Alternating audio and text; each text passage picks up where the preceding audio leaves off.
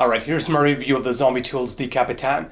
This is actually a lighter and longer version of the previous Decapitan cutlass, and without having handled the old one, I can certainly imagine that this is quite an improvement, because for a saber of this size, this now handles really well. So this is really how it should be.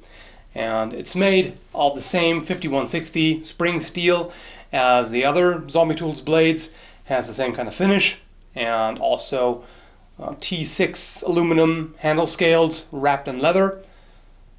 So, as you can see, this is inspired by historical sabers, but it's obviously its own take on it. The entire construction here is one piece with a knuckle guard, so it's really just the handle scales that have been riveted to it. This is available for $425 US, which may seem like a lot to some people, but compared to many other reproduction swords that are actually worth anything, it's really not that much. I mean, it's an expensive hobby, unfortunately.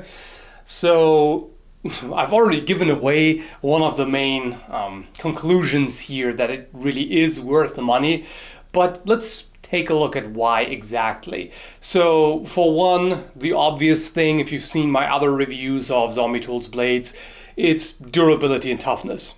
These are just close to indestructible. This is 6mm at the base and then tapers to 4mm at the tip. This is still very strong and damage resistant. I mean, compared to other blades, this is still not exactly thin. It's just thinner than some of the other blades they have.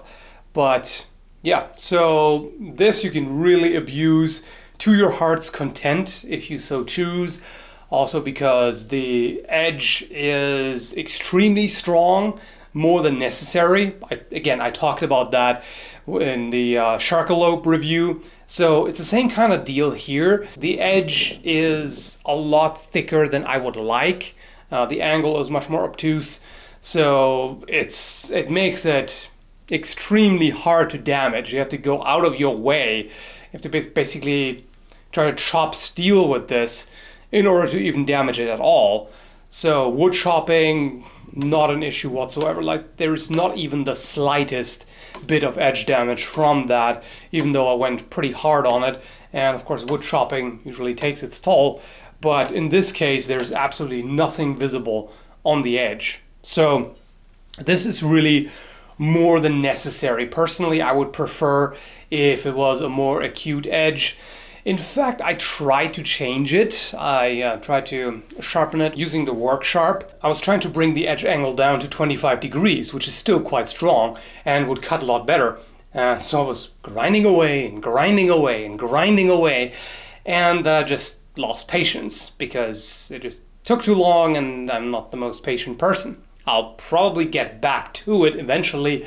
I do want to get it down to 25, but it's pretty hard steel and it takes quite a bit to reprofile it.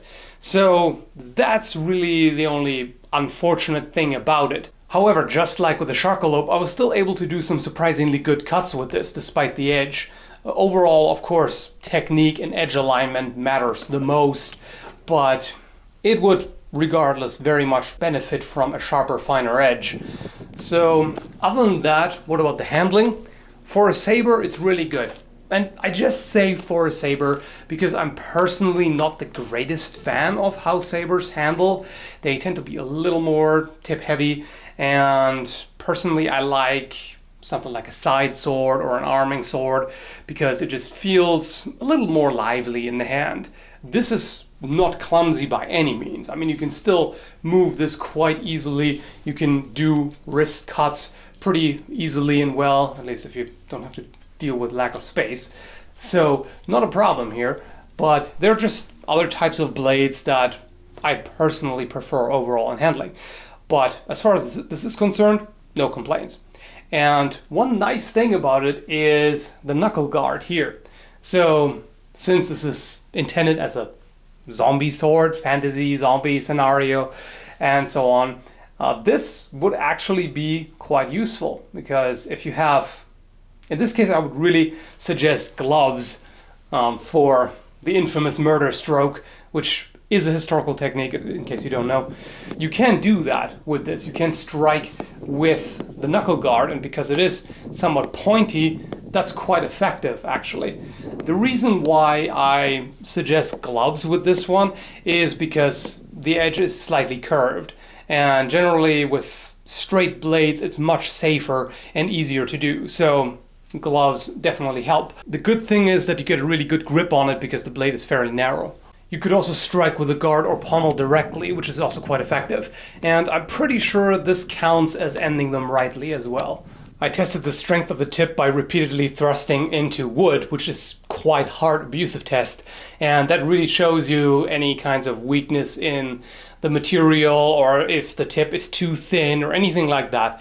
And this held up beautifully. Like, it didn't bend, it didn't break, or any kind of damage whatsoever.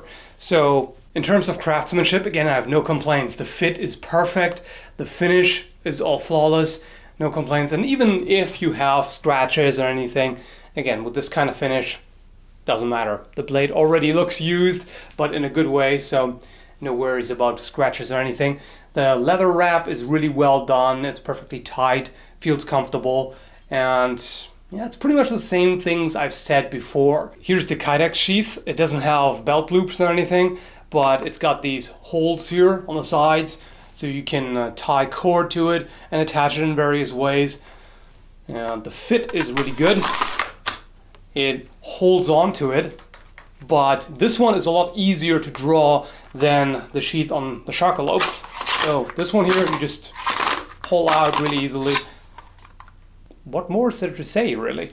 It looks good, it handles well, it performs well, it's extremely durable. So that's really what you're looking for in a sword, right? Are there any cons aside from the edge? I was trying to find things, but really one possible nitpick is that if there's abrasion on the blade and the finish comes off, which apparently happened partially during my attempt to regrind the edge, it looks a bit weird when the finish fades, because, you know, standard-wise this looks kind of used and old and everything, and if that wears off, then you get the more satin-looking steel underneath, which looks a little strange. So over time, if you do a lot of cutting with it, it may start looking a little strange as the finish fades. But other than that, I find it difficult to point out any negative things. I mean, I will freely admit there is a chance that I may have a certain bias, because I've had several blades from Zombie Tools all sent to me for free for review, including this one. So it's possible. I try to avoid it, but, you know, I'm human, just like everybody else. As far as the price is concerned, maybe, but for the quality you're getting, it seems appropriate. So that's really all I can say. And other than that, there's the test results, which speak for themselves. So I hope you found the review helpful, and thanks for watching.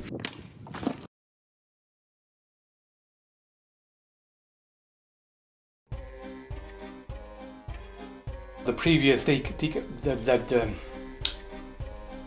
talking, it's a skill.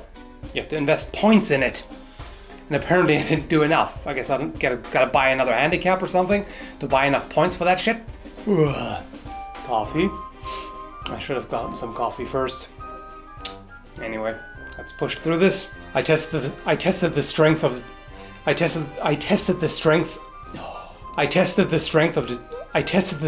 the tip. Why is this so difficult to pronounce? I tested the strength of fucker. I tested the strength of the tip Try that. I tested the strength of the tip.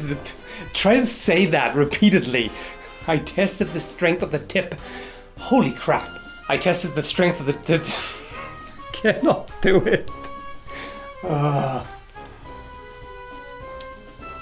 I tested the strength of the tip. Almost.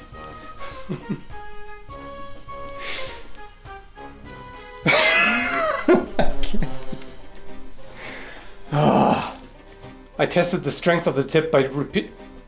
I got it! Why did I stop? My God. I don't trust myself. I tested the strength of the... Kill me.